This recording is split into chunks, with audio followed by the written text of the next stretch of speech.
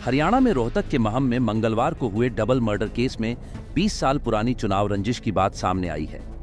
मृतक वजीर के भाई रामनिवास ने बताया कि विवाद सरपंच के चुनाव से शुरू हुआ था।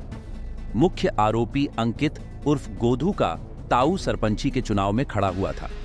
उनके परिवार ने उसके पक्ष में वोट नहीं डाले। हालांकि अंकित का ताऊ जीत गया और सरपंच बन गया। इसके बाद अंकित का परिवार उनसे रंजिश रखने लगा। सरपंची मिलने के बाद उनके पिता को भी झूठा केस लगवाकर पुलिस की सहायता से उठवा दिया। तभी से धमकियों और झगड़े का दौर शुरू हो गया। बात दोनों पक्षों में खूनी संघर्ष तक पहुंच गई। एक पक्ष ने गोधू गैंग बना ली और दूसरा डीसी गैंग से जुड़ गया। इसमें अब तक 6 लोगों की हत्याएं हो चुकी हैं। 3 हत्याएं डीसी गैंग के सदस्यों की हुई तो 3 ही गोधू गैंग के लोगों की। करीब 1 साल पहले खेत में 2 युवकों की हत्या हुई थी। वहीं गैंगवार कर बेड़वा के पास 2 लोगों को गोली मारी गई थी। वहीं एक युवक की हत्या गांव में ही घेर कर की गई थी। वजीर के बेटे अशोक उर्फ शोकी पर भी आरोपियों ने करीब 3-4 साल पहले 5-6 गोली फायर की थी। उसमें अशोक की जान बच गई।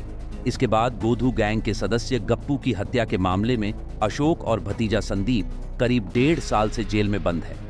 अशोक हिसार जेल में है तो वहीं संदीप भिवानी जेल में। इसी मामले में परिवार के अन्य लोगों के भी नाम शामिल हैं।